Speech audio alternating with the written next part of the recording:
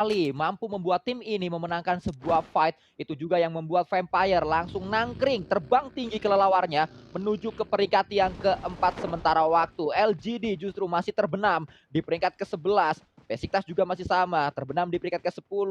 Backentime mulai naik bahkan saat ini. Dua tim Thailand yang awalnya berada di peringkat dua paling bawah, dua paling buncit, mereka langsung terbang. Backentime berada di peringkat 12, jeruduk bantengnya dan saat ini jeruduk babinya maksud saya, dan saat ini Vampire langsung terbang menuju ke peringkat yang keempat. Dan ini adalah sesuatu yang perlu dipelajari lagi-lagi kayaknya. Tim Indonesia perlu studi banding menuju ke Thailand sana. Perlu kita pelajari apa yang membuat pemain-pemain dari Thailand ini mampu balik moodnya dengan cepat dan mampu kembali permainan terbaiknya dengan sangat cepat sekali. Hanya butuh 2 match atau 3 match.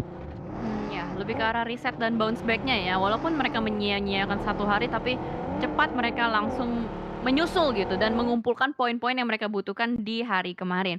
Dan ini ada informasi, bukan informasi, trivia lagi ya. Berapa kapasitas dari level 3 backpack? Sudah pasti dong yang jawabannya 65% ini yang benar. C kan jawabannya? C apa B sih Hah? barusan? C tahu? Siapa basic? C. Oh, C C, salah 270. dengar. Oh ya, makasih ya. Oh, Yang benar oh 7%. iya. 7% coy jadinya coy. Oke, sip. Berarti saya adalah salah satu yang berada di 65%. Emang nih caster gak tahu apa-apa gimana sih? Ternyata kapasitasnya adalah 270. Ini 270 ini 270 apa nih? Itu loh, Satuan jadi tas kan tuh apa kayak sih? enggak, jadi misalkan lu bawa satu energi energi drink, itu biasanya makan Ya, berapa. Makanya kan kalau di pro player nih kebanyakan ngambilnya tuh iya, energi drink ketimbang painkiller. Soalnya painkiller benar. itu, ngambil kuota kuota tasnya itu lebih banyak, kayak lebih dari 5 deh kalau nggak salah. Itu dia, itu juga yang berpengaruh ke peluru. Peluru hijau tuh lebih sedikit daripada peluru coklat. Peluru coklat kan lebih berat kan katanya Iya, gitu, lebih makan benar. tas. Nah, cuma pertanyaan gua, 270 itu 270 mau satuannya 270 meter, 270 kilo, 270 liter, apa-apa Mmm, nih? Karena kali nggak ada satuannya. mmm. Satuan tas tuh apa sih? Kalau buat naik Kayaknya gunung sih liter ini aja sih. deh, kayaknya ini aja deh, yang gampangnya 270 tuh anggap aja 2,7 kilo. Ya iya dong, masa lu mau main survival gini, bawa tas lebih dari 2,7 kilo, berat kan? Berat, betul. Memang Berat. kalau sampai 2 kilo aja kan lumayan Cijal, apalagi kita harus berlari-lari kan.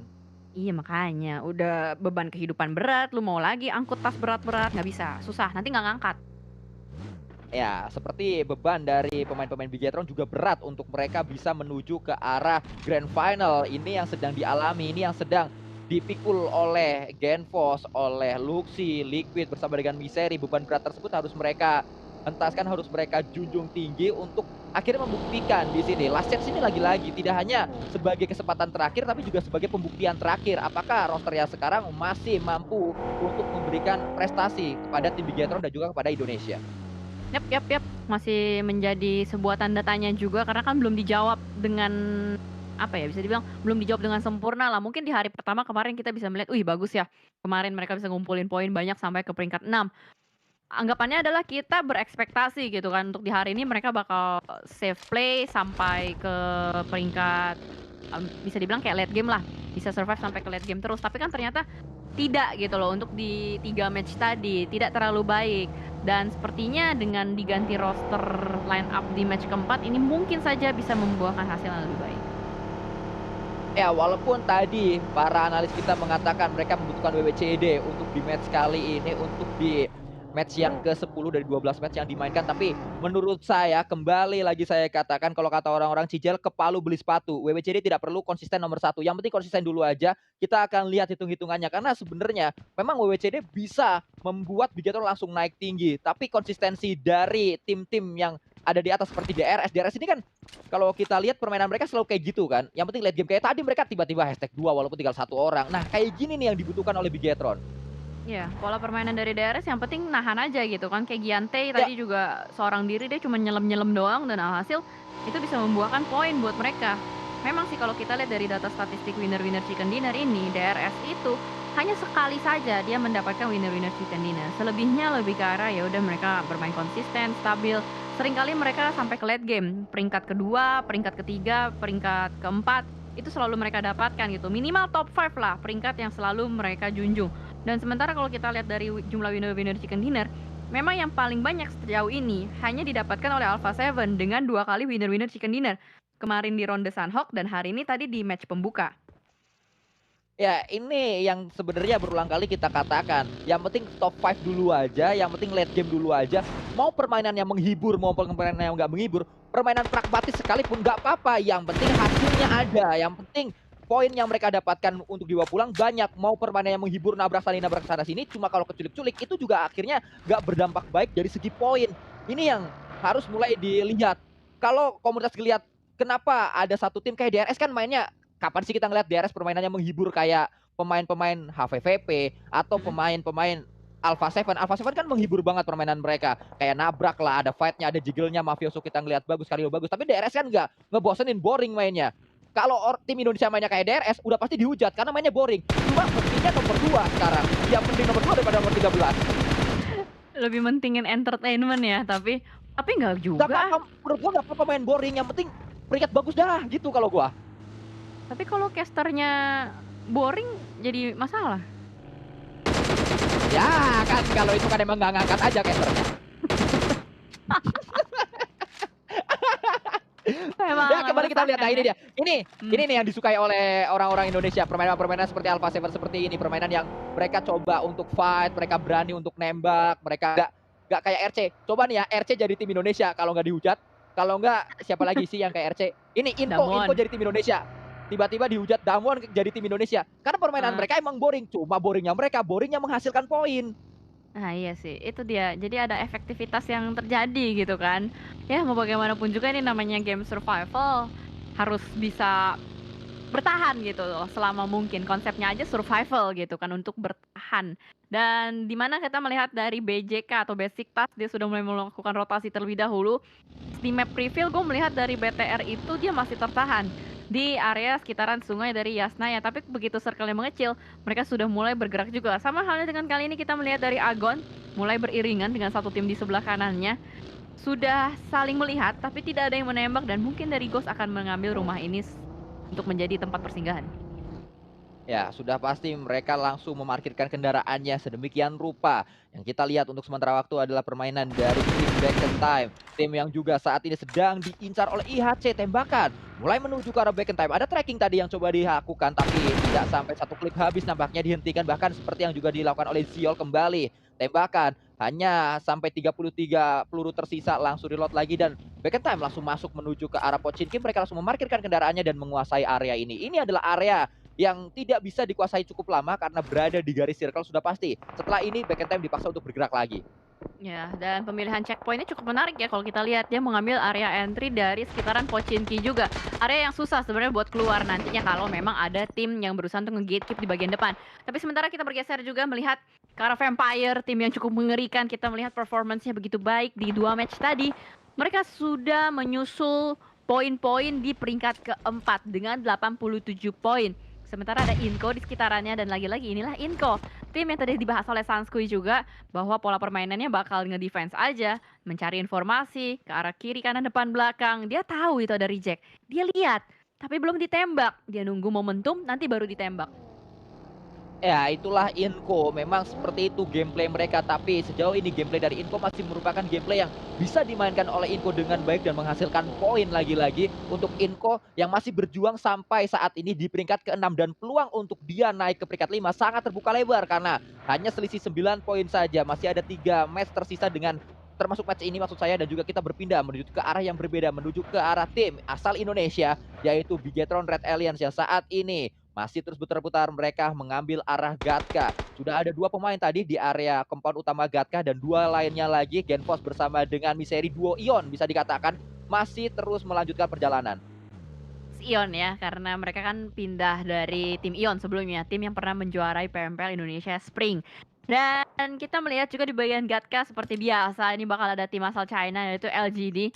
Tim yang tadi sudah menerima pukulan berat juga bermatch-match, berbelasan match lah dia jalankan belum terlalu maksimal tidak seperti LGD biasanya. Dan dari reject juga mereka sudah mulai berpindah kembali.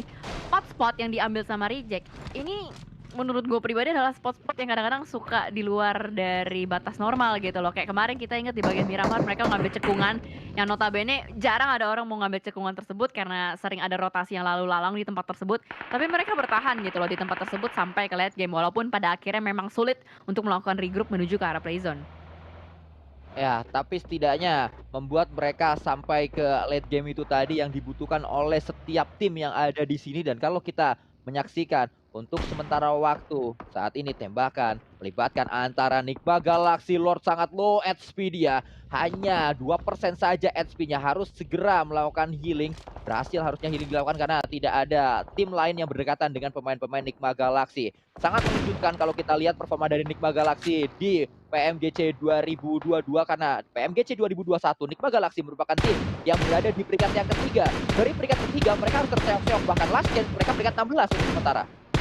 Kalau kita ngomongin dari segi grafik memang menurun sih permainan dari Nigma Galaxy ini. Kalau dulu kita ingat mereka adalah tim yang mengerikan apalagi drop zone mereka ngambil di area Pochinki. Mudah banget untuk mereka melakukan rotasi dan dulu adalah metanya ketika kita dapetin drop zone di tengah seperti Pekado, Pochinki, Bootcamp itu akan menjadi tempat yang sangat nyaman. Makanya dulu kita ngebahas Face Clan, performance-nya selalu peak, selalu bagus karena drop zone mereka selalu di tengah juga kan. Kita ngomongin Pekado, ngomongin Bootcamp.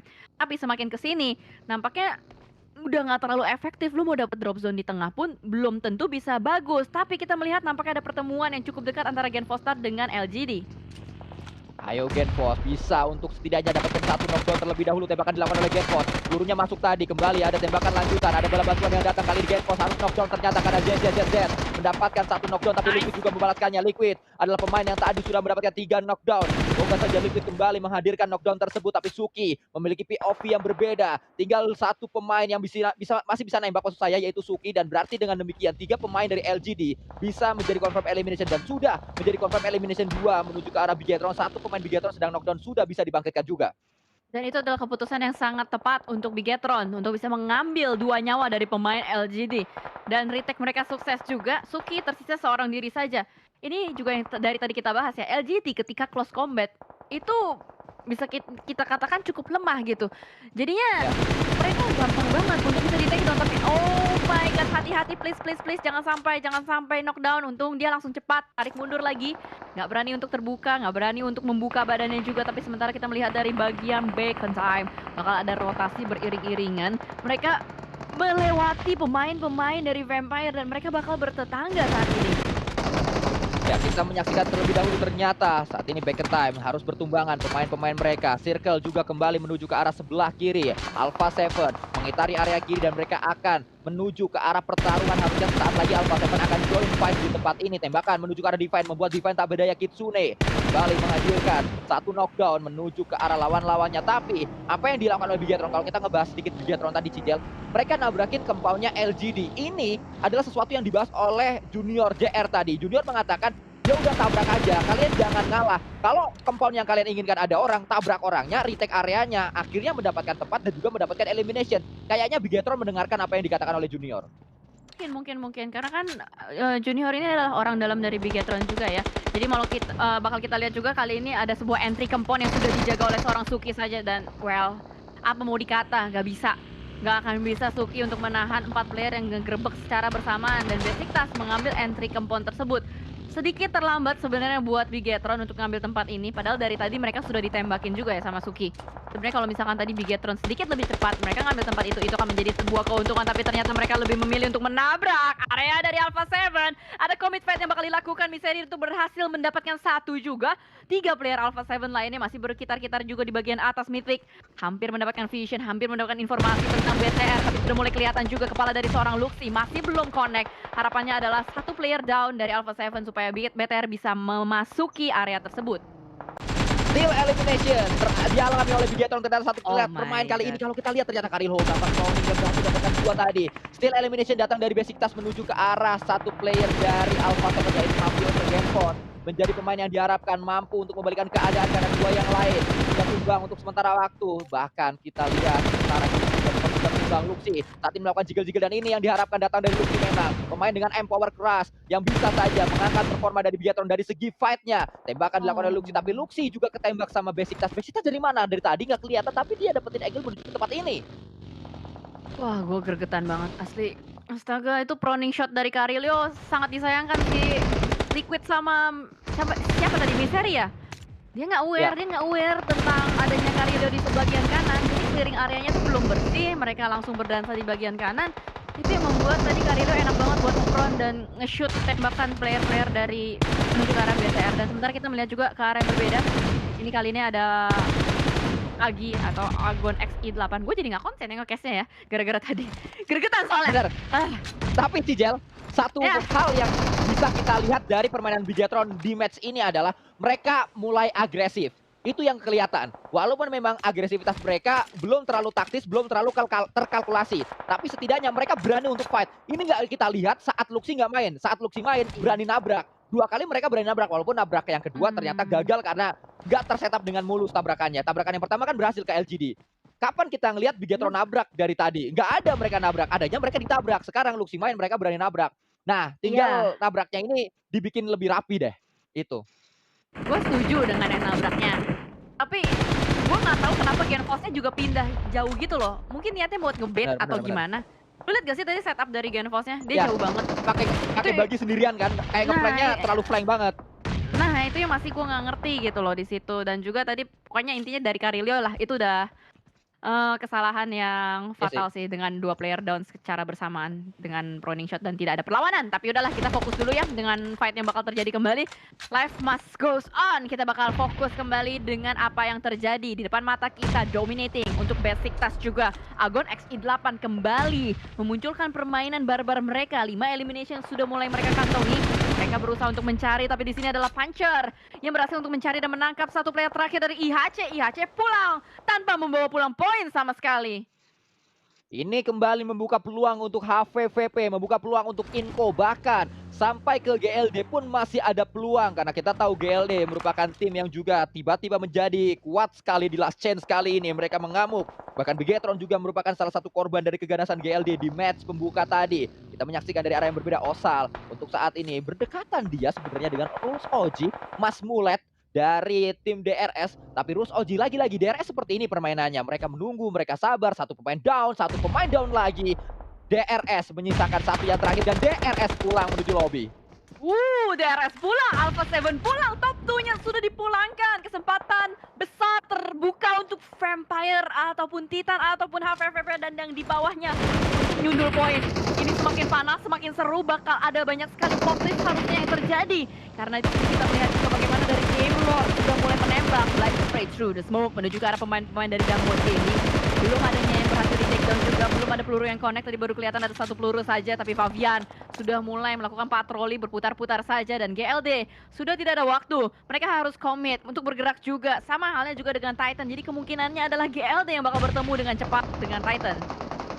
Ya, kita menyaksikan untuk sementara waktu saat ini GLD coba untuk berputar-putar terlebih dahulu. Entry mereka memang sangat padat, Cijel terlihat, terpantau. Saat ini bahkan ada 4 tim yang bisa saling menembak di tempat ini. Ada Info PPE, lalu juga kita menyaksikan ada I8 juga merupakan salah satu tim yang bisa terlibat dalam sebuah fight. Tapi tiba-tiba dari pemain GLD saling bertumbangan satu sama lain. Saat ini Puncher pun tidak ingin ketinggalan untuk menghasilkan sebuah knockdown menuju ke arah pemain dari GLD. Puncher masih mencari lagi di manakah GLD yang tersisa karena GLD sudah menyisakan satu yang terakhir saja.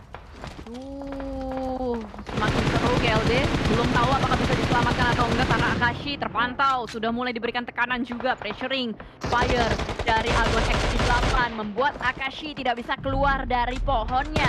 Sedikit sementara waktu terlockdown juga, Victor sudah down dan Blaze pun terkena Karma Express entah dari mana. Nampaknya Vampire lagi dan lagi. Ini sudah menjadi tanda, sudah menjadi red sign juga. Berbahaya, Vampire sudah mulai bangkit. Titan pun berhasil untuk mendapatkan player terakhir dari Game Lord. Sudah semakin panas di bagian bibir zonanya.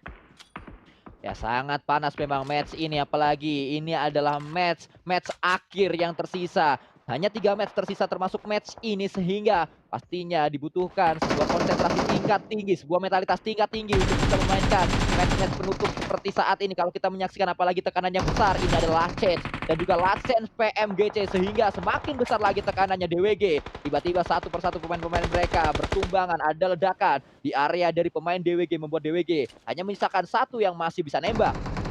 last man standing yang mungkin masih bisa melakukan revive juga selain nembak, karena kita lihat dari bagian minimap mereka cukup berdekatan, tapi nampaknya satu player, Favian, sudah langsung diamankan elimination point-nya. Sung tersisa, tapi TQ nampaknya ada Molotov yang tiba-tiba masuk dari pelemparan Agon XI8. Blade pun sudah mulai merangkak perlahan-lahan, mendekat, merayap-rayap, menjadi kadal. Titan tertekan di sini, bakal dipush dari area bagian belakang. Ada smoke aktif juga yang membatasi vision antara Titan dan juga lawannya. Tapi kamera geser lagi, belum selesai pada half fight di situ. Tapi Vampire sudah menemukan lawannya. Kali ini sama-sama dari Thailand.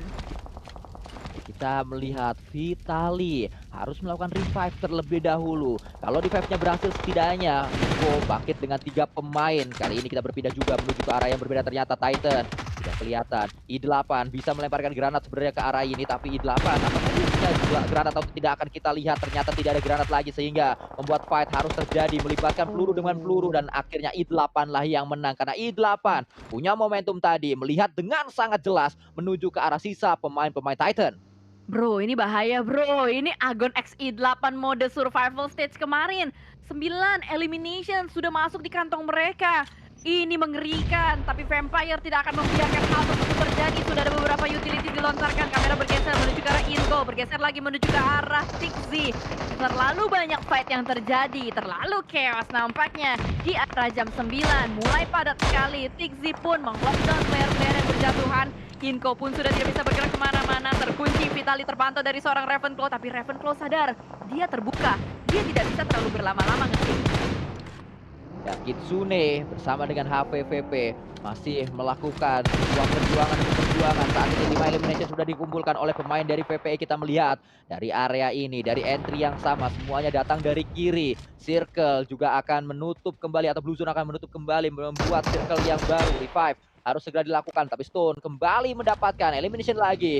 Besiktas sudah mengumpulkan 10 elimination. Besiktas ingin terbang tinggi menuju ke arah top 5. Mengerikan kalau kita lihat udah hunting mode on, agresif mode on juga untuk Besiktas itu sendiri. Kita melihat Sung, last man standing yang dari tadi masih belum terpantau, belum terdeteksi juga. Pergerakan hide and seek, petak umpet gaming sedang dilakukan oleh Sung, sedang diupayakan juga, tapi Besiktas tidak puas hanya dengan 10 eliminations. Mereka mau lebih, mereka fokus dengan apa yang ada di depan. Tapi sebelah kanan dari Besiktas itu sudah ada 2 tim kembali. Nggak cuma Besiktas yang lockdown player-player Vampire, ada juga Rije kali ini yang menembak menuju ke arah mobil-mobil tersebut, dan dimanfaatkan momentum tersebut untuk Sung bergerak. Ini adalah saatnya untuk Sung menjadi penyelinap, menjadi ke belakang.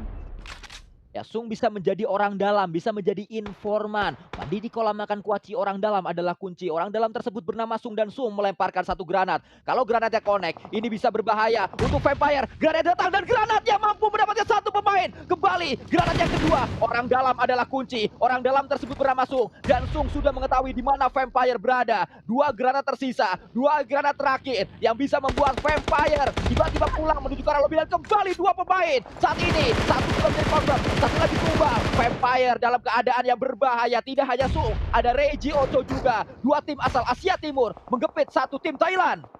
Tim Thailand bernama Vampire tidak bisa kemana-mana. Padahal dari tadi mereka terus aktif mengepakkan sayap kelelawarnya. Tapi kali ini dengan adanya 1 player di belakang, duri dalam daging yang tidak diwaspadai oleh Vampire, membuat mereka harus kehilangan 1 playernya kembali. Tapi Stone sadar, orang tersebut harus dibasmi, penyusup harus dibasmi. Lemparan Nace dari Stone on point, 3-point shoot berhasil didapatkan, dan Damwon Gaming langsung dipulangkan begitu saja.